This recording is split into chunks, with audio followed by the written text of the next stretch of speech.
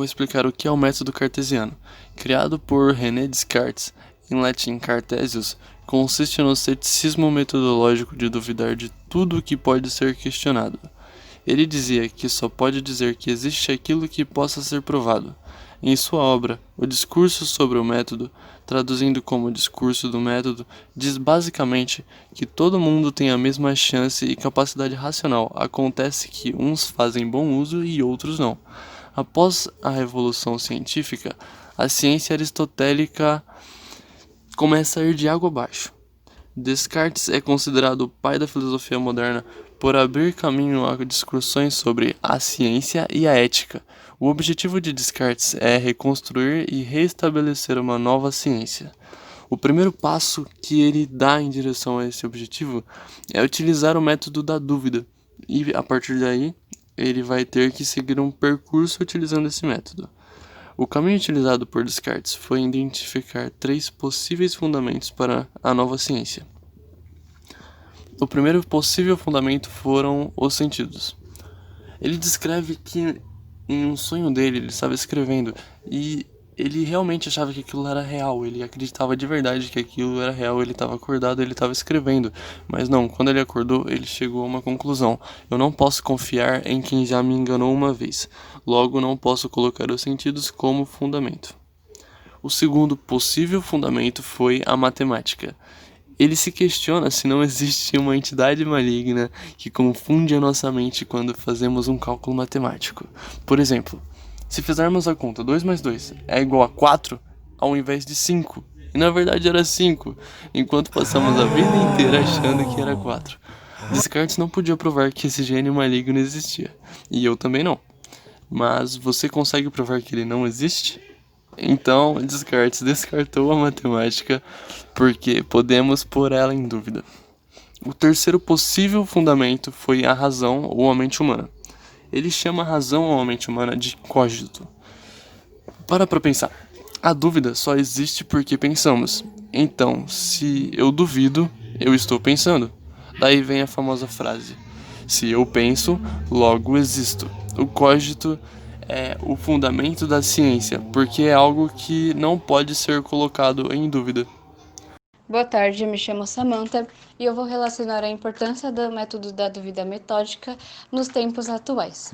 É perceptível que nos dias de hoje as pessoas estão deixando cada vez mais de praticarem um simples ato, que seria duvidar, e isso faz com que as pessoas acabem caindo dentro de um senso comum, onde elas acreditam em primeira instância nas coisas que são ditas e informações que são passadas a elas, sem nem mesmo se questionarem se são realmente verídicas. É nesse cenário que as fake news ganham espaço até que uma pessoa resolva se questionar e quebrar esse ciclo, desmistificando a veracidade de determinada informação que muitas vezes são falsas. E outra consequência de não questionar as coisas é a doutrinação, já que muitas ideologias de certos indivíduos ou grupos são vendidas constantemente, cabe a nós questionarmos as nossas crenças das nossas próprias ideologias, perguntando-se até onde as coisas pregadas por essa determinada ideologia vão ser uma verdade para você, até onde elas vão fazer sentido e se elas fazem sentido. A questão não é você seguir ou não uma determinada ideologia, mas sim questionar-se o máximo possível sobre as suas próprias crenças, sobre o que você acredita ser uma verdade. E caso não haja esse questionamento, a pessoa estará sendo doutrinada, já que ela vai estar acreditando cegamente no que está sendo dito a ela. Então, essa dúvida metódica nos tempos atuais seria muito importante exatamente para que isso não ocorra, para que as pessoas consigam sair desse senso comum, que as pessoas consigam ser menos doutrinadas pelas suas próprias ideologias. E esses 4 métodos de René, eles acabam auxiliando de certa forma para que você consiga começar da base até que você chegue a uma conclusão. Agora você me pergunta, quais são esses métodos? Primeiro, nunca aceitar nada como verdadeiro à primeira vista. Bom, o primeiro método cartesiano significa que não devemos acreditar em nada como verdadeiro à primeira vista. Só pode ser aceito como verdadeiro quando for visto de forma clara e distinta, que não exista nenhuma situação para duvidar. Logo, aqui, onde a gente pode ver, se passa uma conversa no WhatsApp onde uma moça conhece um rapaz em um aplicativo chamado Tinder, o famoso Tinder. Vamos ver mais a fundo no print que está circulado de vermelho que após a moça pedir uma foto diferente, o rapaz bloqueia ela. Ou seja, por medo que ele descubra a real identidade dele e tal, ele bloqueia ela. Ou seja, logo a gente pode concluir que ele era uma pessoa fake, era um perfil fake. E tudo isso que ele falou é mentira. Então, aplicando o método cartesiano no nosso dia a dia, a gente pode concluir que não devemos acreditar em absolutamente nada que se passa na internet hoje e devemos pesquisar a fundo quem são as pessoas que a gente está se envolvendo. O próximo vídeo está se tratando de fake news. Vamos ficar sabendo mais agora. Uma mensagem? Deixa eu ver quem é. Olha só, é a Cleusneia. Ela tá falando que tomar álcool previne contra o coronavírus? Misericórdia, então preciso encher a cara? Ainda bem que eu tenho aqui uma dose de 51. Olha, deixa eu encher a cara aqui. Caiu.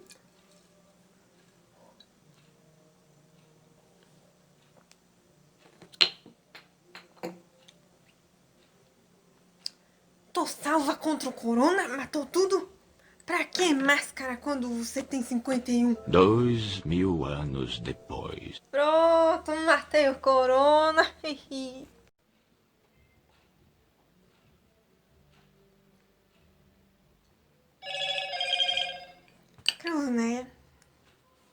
Cleusneia tá ligando de novo? Qual é a nova dela? A notícia nova. Coronavírus é maior do que parece, por isso qualquer máscara funciona? Ué, então todas aquelas máscaras que eu tenho aqui, eu posso jogar fora? O maior que o corona?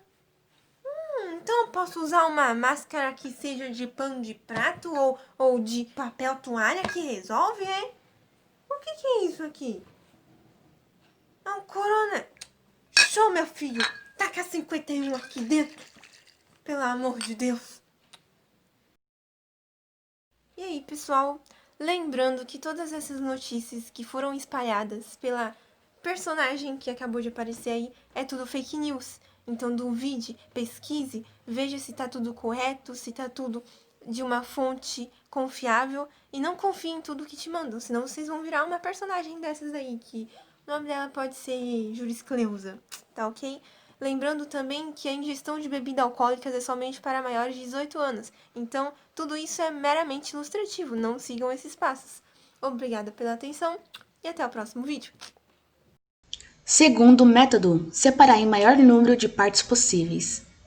Bom, hoje eu decidi arrumar meu guarda-roupa, só que quando eu abri a porta, olhei aquilo, uma bagunça, eu fiquei com preguiça na hora, não sabia nem por onde começar, mas eu falei que eu ia arrumar, então eu tive que arrumar.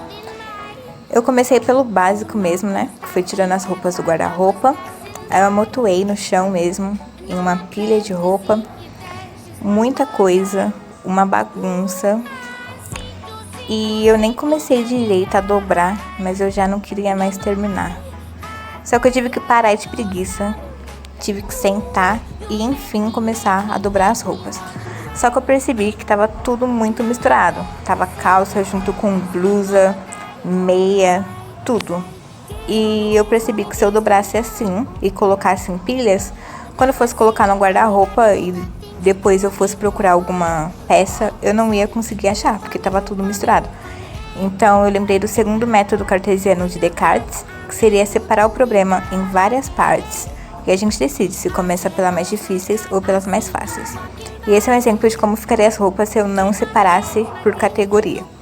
Mas eu resolvi seguir o segundo método de Descartes, separei tudo, dobrei as roupas, e aí eu guardei no guarda-roupa e eu vi que ficou muito mais fácil, porque eu não precisei nem separar em categoria, já que eu já tinha deixado separado. E se eu não tivesse feito isso, no final ia ter mais trabalho. Então, como eu já segui esse segundo método do Descartes, já ficou tudo bonitinho e pronto para não guardar, e esse foi o resultado. Terceiro método, do simples ao mais complexo. 3 anos atrás, eu tive uma conversa dura com uma pessoa. Presta atenção, espero que seja a última conversa que eu tenho com você, de verdade mesmo. Sério. Você tá esperando o quê? Você tá esperando as coisas ficar mais fácil? Tá esperando ficar pronta? Você sabe muito bem que as coisas não são assim, sempre foi e sempre vai ser complicada. E sempre vai complicando mais. Então entende, começa do mais simples agora. Começa agora pra poder ajudar lá na frente. Você tá entendendo o que eu quero dizer? Tá entendendo? Você não gosta de designer? Então faz agora. Você vai se evoluir, você sabe que tá difícil agora, tá difícil, mas se você não continuar fazendo, você nunca vai chegar lá. Nunca vai chegar lá, você vai ter que ir do mais simples pro mais complicado, então começa agora, tá bom? Você não gosta de fazer? Faça. Você não gosta de ir? Vai. Então espero que seja a última vez que eu falo com você. Tá entendendo? Você tá entendendo o que eu quero dizer? Você tá entendendo? Então espero que você tenha entendido de verdade, hein? Pelo amor de Deus. Comecei aprendendo do simples, sabendo de onde pegava as formas, como criar isso, como colocar aquilo, super curiosa com os detalhes. Não comecei querendo fazer super profissional e olha que eu sou super apressada. Foi um processo demorado. Tive que aprender a mexer com fontes, cores, textura para poder apresentar esse trabalho aí. Sim, esse trabalho. Mas já parou pra pensar, se eu tivesse desistido nesse trabalho, eu nunca chegaria aqui?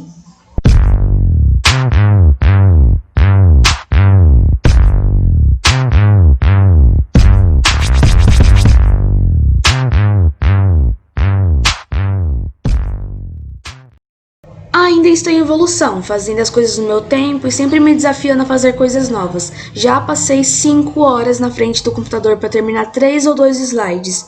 É necessário criatividade, muita paciência, porque já me frustrei querendo fazer algo que eu nem sabia por onde começar. Baixei programas que eu acabei me frustrando por ser mais difícil e ainda não ser do meu nível. Mas hoje eu desenvolvi, faço panfletos para igreja, loja, ensino algumas pessoas e já se tornou um trabalho.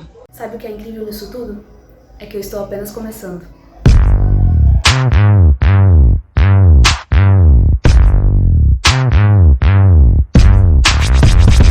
Quarto e último método, prestar atenção nos detalhes.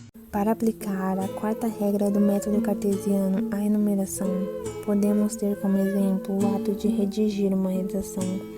O começo é sempre a parte mais complicada, mas depois que você passa por todas as outras etapas, sua mente vai se familiarizando com o tipo de escrita, com o formato da sua letra, com as linhas que ainda faltam e quando você se dá conta, já está escrevendo as suas últimas palavras. Mas isso ainda não é o fim. Aquela mesma preparação e dedicação que teve ao iniciá-la, deverá ter ao finalizá-la. E para isso, você a lê, respira, relê uma vez, 2 ou até 3. Mas isso ainda não é o fim. Existe a correção de coesão e concordância que você precisa saber. E se sentir aquilo não fizer, você o modificará. Então lhe sobra as vírgulas, as crases e os pontos finais. Como não se atentar aos detalhes, se sentidos serão eles quem ao texto dará, e com isso as etapas anteriores, por que não realmente praticar? E de riscos a alguns não, já quando não se der mais conta, essa será a sua última correção, e enfim a conclusão, as dos detalhes e a da exaustão, que para ter a sua final revisão, mais uma olhada se põe a dar. E tudo isso para chegar a um simples fato de que o real precisa ser comprovado e por todas aquelas fases anteriormente passar. A conclusão desse trabalho foi que o filósofo buscou essas 4 formas, esses 4 métodos de ajudar a questionar sobre as coisas, assim facilitando, pois se logo já se encontrasse falso na base, o segmento tenderia a ser o mesmo. E desta forma ele buscava encontrar por verdades absolutas, verdades inquestionáveis. Mas sabemos que isso é realmente muito difícil. Podem existir verdades absolutas individuais, porém uma verdade absoluta que seja inquestionável por todos é realmente bem difícil. Porque existem várias formas de se observar o mundo, de percebê-lo, então uma mesma coisa pode ter várias visões diferentes, várias percepções diferentes, sendo assim, nunca existindo realmente uma verdade inquestionável por todos. Mas ele está certo na questão de colocar tudo em dúvida, pois isso acaba se tornando necessário para que as pessoas não fiquem alienadas com seus próprios pensamentos e nem com os pensamentos vindos do exterior.